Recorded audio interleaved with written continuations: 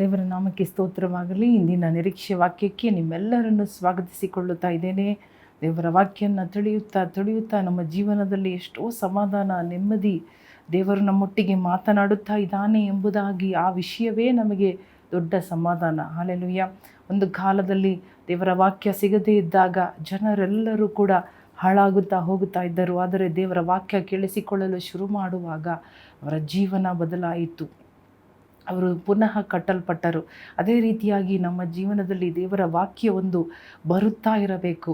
ದೇವರ ವಾಕ್ಯವನ್ನು, ದೇವರ ಶಬ್ದವನ್ನು, ದೇವರ ಮಾತನ್ನು, ದೇವರ ಧ್ವನಿಯನ್ನು ನಾವು ಸದಾ ಪ್ರತಿನಿತ್ಯ ಕೇಳಿಸಿಕೊಳ್ಳಲು ನಾವು ಬಾಧ್ಯರಾಗಿರಬೇಕು. ಅಥವಾ ಕೇಳಿಸಿಕೊಳ್ಳುತ್ತಾ ಇದೀವ, ಅದನ್ನು ನಾವು ಯಾವ ಕಾರಣಕ್ಕೂ ನಾವು ಬಿಟ್ಟು ಬಿಡದೇ ಇರಬೇಕು. ಹಲ್ಲೆಲೂಯಾ. ದೇವರ ವಾಕ್ಯ ನಮಗೆ ಸಿಕ್ಕುವಾಗ ಅದು ನಮಗೆ ದೊಡ್ಡ ಒಂದು ಆಶೀರ್ವಾದ. ಆ ದೇವರ ವಾಕ್ಯನೇ ಆ ದಿನಕ್ಕೆ, ಆ ಪರಿಸ್ಥಿತಿಗೆ, ಆ ಕಾಲಕ್ಕೆ ಬೇಕಾದ ಎಲ್ಲ ರೀತಿಯಾದ ಒಂದು ಬಿಡುಗಡೆ, ಒಂದು ಸಂತೋಷ, ಒಂದು ನೆಮ್ಮದಿಯನ್ನು ಕೊಡುವಂಥದ್ದಾಗಿದೆ. ಹಲ್ಲೆಲೂಯಾ. ದಾವೀದರಸನು ಹೇಳುತ್ತಾ ಇದ್ದಾನೆ, ದೇವರ ವಾಕ್ಯ ಇಲ್ಲದೆ ಹೋಗಿದ್ದರೆ ನಾನು ನನ್ನ ಸಂಕಷ್ಟದಲ್ಲಿ, ನನಗೆ ಬಂದಿರುವ ಕಷ್ಟದಲ್ಲಿ ನಾನು ಹಾಳಾಗಿ ನಾನು ಮುಳುಗಿ ಹೋಗುತ್ತಾ ಇದ್ದೇನು.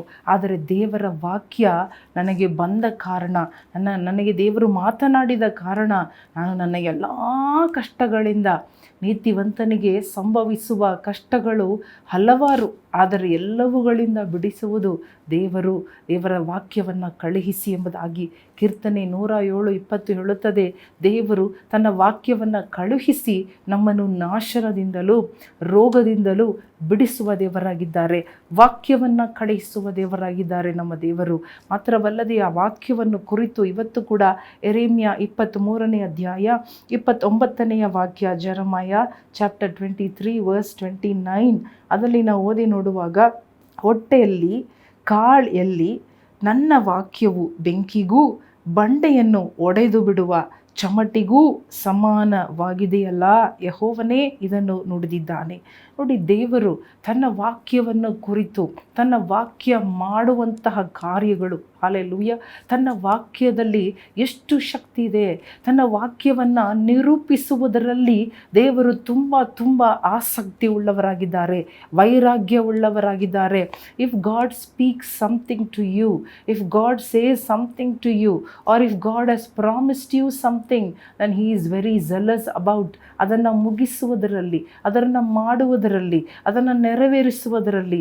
ಆ ವಾಕ್ಯವು ಯಾವುದೇ ರೂಪವನ್ನು ಅದನ್ನು ತಾಳಿಕೊಂಡು ನಮ್ಮ ಜೀವನದಲ್ಲಿ ಕಾರ್ಯ ಮಾಡುವಂಥದ್ದಾಗಿದೆ. Hallelujah.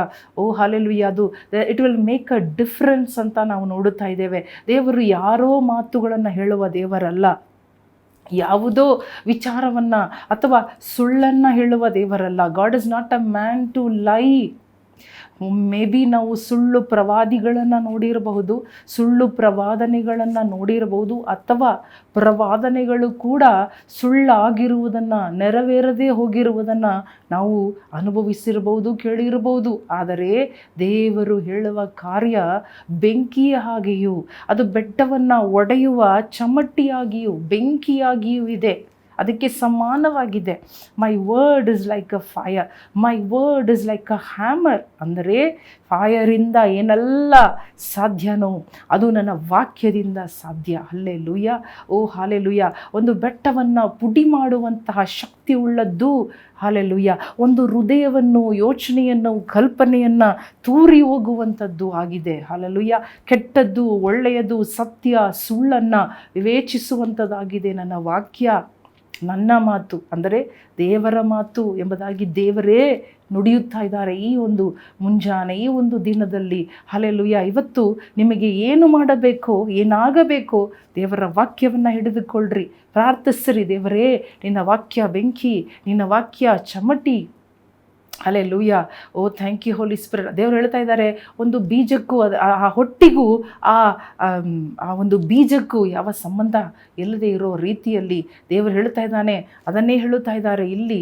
What is there hallelujah relationship between the chaff and the wheat. Hallelujah. ದೇವರು ಅದೇ ರೀತಿಯಾಗಿ ದೇವರು ತನ್ನ ವಾಕ್ಯವನ್ನು ಕುರಿತು ದೇವರು ವೈರಾಗ್ಯವುಳ್ಳವರ ಸ್ಪಷ್ಟರಾಗಿದ್ದಾರೆ. He has no doubt. ಆತನು ಒಂದನ್ನು ಹೇಳುವಾಗ ಅದರಲ್ಲಿ ಸಂದೇಹ ಇಲ್ಲ. ದೇವರು ಹೇಳಿದ್ದನ್ನು ಮಾಡುವ ದೇವರಾಗಿದ್ದಾರೆ. ಹಾಲೆಲೂಯ. ಇವತ್ತು ಕಣ್ಣು ಮುಚ್ಚಿ ದೇವರ ವಾಕ್ಯವನ್ನು ಹಿಡಿದುಕೊಳ್ಳೋಣವಾ. ಓ ಹಾಲೆಲೂಯ. ಬೆಂಕಿಯಾಗಿ ಚಮಟ್ಟಿಯಾಗಿರುವ ವಾಕ್ಯ ಎಲ್ಲವನ್ನ ಮುರಿಯುವ, ಒಡೆಯುವ, ಬೆಂಕಿಯಿಂದ ಸುಡುವಂತಹ ನಿಮ್ಮ ತಡೆಗಳನ್ನು ಸುಟ್ಟು ಹಾಕುತ್ತದೆ. ನಿಮ್ಮ ತಡೆಗಳನ್ನು ಅದು ಒಡೆದು ಬಿಡುತ್ತದೆ. ಹಾಲೆಲೂಯ. ದೇವರ ವಾಕ್ಯ ಸಿಕ್ಕುವಾಗ ಹಿಡಿದುಕೊಳ್ಳ್ರಿ. ಹಾಲೆಲೂಯ. ಒಂದು ವೇಳೆ ನನಗೆ ಬರೆಯೋದಕ್ಕೆ ಬರೋದಿಲ್ಲ, ಓದುವುದಕ್ಕೆ ಬರೋದಿಲ್ಲ, ಆದರೆ ದೇವರ ವಾಕ್ಯ ಬರುವಾಗ ಅದನ್ನು ಮನಸ್ಸಿನಲ್ಲಿ ಇಟ್ಟುಕೊಂಡು ಧ್ಯಾನ ಮಾಡುತ್ತಾ, ದೇವರೇ ಈ ರೀತಿ ನೀನು ಮಾತನಾಡಿದ್ದಿ ಇವತ್ತು, ಈ ವಾಕ್ಯ ನನಗೆ ಕೊಟ್ಟಿದ್ದಿ ಇವತ್ತು, ಈ ವಾಕ್ಯ ಹಿಡಿದು ನಾನು ಪ್ರಾರ್ಥನೆ ಮಾಡುತ್ತೇನೆ. ನನ್ನ ಮುಂದೆ ಹೋಗಿ ಎಲ್ಲ ಕಾರ್ಯ ತಡೆಗಳನ್ನು ಮುರಿದು ಹಾಕು, ಒಡೆದು ಹಾಕು, ಸುಟ್ಟು ಹಾಕು. ನಿನ್ನ ವಾಕ್ಯ ಅದನ್ನು ಮಾಡಲಿ. ನಾನಲ್ಲಪ್ಪ, ನಿನ್ನ ವಾಕ್ಯ, ನಿನ್ನ ಮಾತುಗಳು, ನಿನ್ನ ವಾಕ್ಯಗಳು. ಎಸ್, ನಾನು ಜಗಳ ಮಾಡುವುದಿಲ್ಲ, ನೀನು ನಿನ್ನ ವಾಕ್ಯದಿಂದ ಮಾಡು, ನೀನು ಕಾರ್ಯ ಮಾಡು ಸ್ವಾಮಿ. ಒಪ್ಪಿಸಿಕೊಡೋಣ. ದೇವರು ತನ್ನ ವಾಕ್ಯದಲ್ಲಿ ನಂಬಿಗಸ್ತರಾಗಿದ್ದಾರೆ. ಅವರು ಹಲ್ಲೆಲೂಯ 2 ಮಾತಿನವರು ಅಲ್ಲ, ನುಡಿದದ್ದನ್ನು ನೆರವೇರಿಸುವ ದೇವರಾಗಿದ್ದಾರೆ. ಹಲ್ಲೆಲೂಯ. ಪಶ್ಚಾತ್ತಾಪ ಪಡುವ ದೇವರಲ್ಲ. He knows what he is saying. ದೇವರು ಅನ್ನುವುದು ಅವರಿಗೆ ಗೊತ್ತು ಚೆನ್ನಾಗಿ. ಯೆಹೋವನೇ ನುಡಿದಿದ್ದಾನೆ. ಹಲ್ಲೆಲೂಯ. Thank you Lord. ಮನುಷ್ಯರು ಹೇಗಿದ್ದರು, ನಾವು ಹೇಗಿದ್ದರು, ನಮ್ಮ ಪರಿಸ್ಥಿತಿ ಹೇಗಿದ್ದರು, ಸಮುದಾಯ ಹೇಗಿದ್ದರು, ಹಲ್ಲೆಲೂಯ.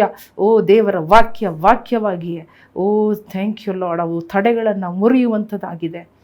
ಎಸ್ ಲಾರ್ಡ್, ನಿಮಗೆ ಸ್ತೋತ್ರ ಸ್ವಾಮಿ. ಯೇಸುವಿನ ನಾಮದಲ್ಲಿ ಬೇಡಿಕೊಳ್ಳುತ್ತೇವೆ ನಮ್ಮ ತಂದೆಯೇ. ಹಲ್ಲೆಲೂಯ.